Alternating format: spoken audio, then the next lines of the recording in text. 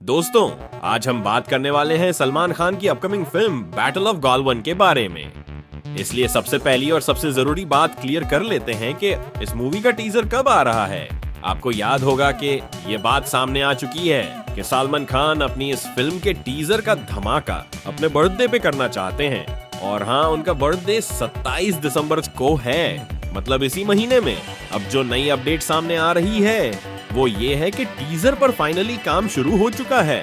Sources के मुताबिक teaser के कलर करेक्शन और वीएफएक्स एडिटिंग में लगभग 3 से 4 दिन का वक्त लगेगा। इसका मतलब ये हुआ कि अगर सब कुछ प्लान के मुताबिक चला तो टीजर 24 या 25 दिसंबर तक तैयार हो सकता है। और एक इंटरेस्टिंग बात सुनने में आ रहा है कि 3 अलग-अलग टीजर्स बनाए गए हैं। इन तीनों वर्जन्स को सलमान खान खुद देखेंगे और फिर उनमें से एक टीजर फाइनल किया जाएगा। अब सवाल ये है, टीजर क्या दिखाएगा? अपडेट के हिसाब से टीजर का फोकस सिर्फ हीरो की एंट्री पर नहीं होगा, बल्कि मूवी के ओवरऑल एटमॉस्फेयर पर होगा।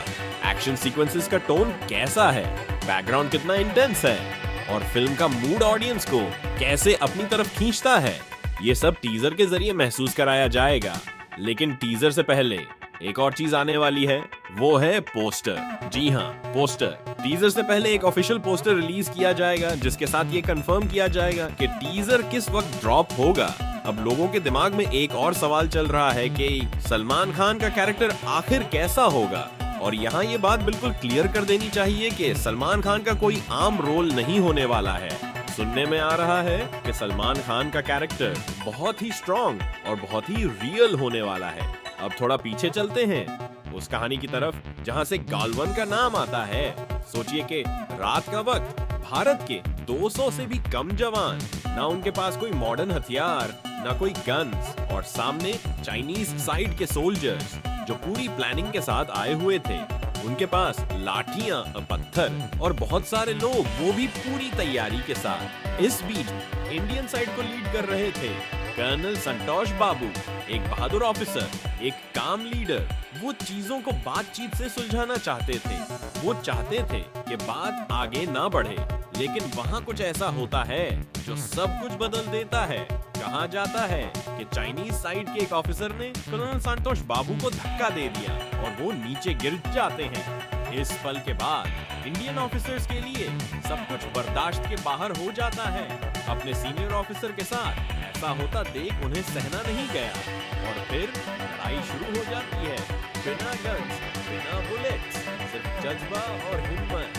और इसी बीच कर्नल संतोष बाबू शहीद हो जाते हैं। बताया जाता है कि लड़ाई के बाद जब एरिया को चेक किया गया तो उनकी बॉडी पानी में मिली। ये सिर्फ एक घटना नहीं थी, ये एक याद बन चुकी है।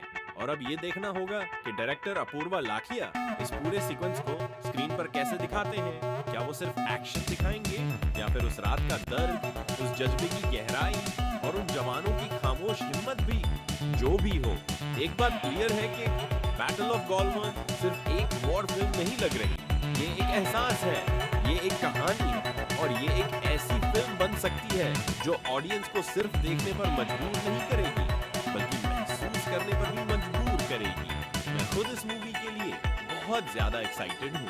अब देखना ये है कि टीजर आते ही ये एक्साइटमेंट किस लेवल तक पहुँचती है।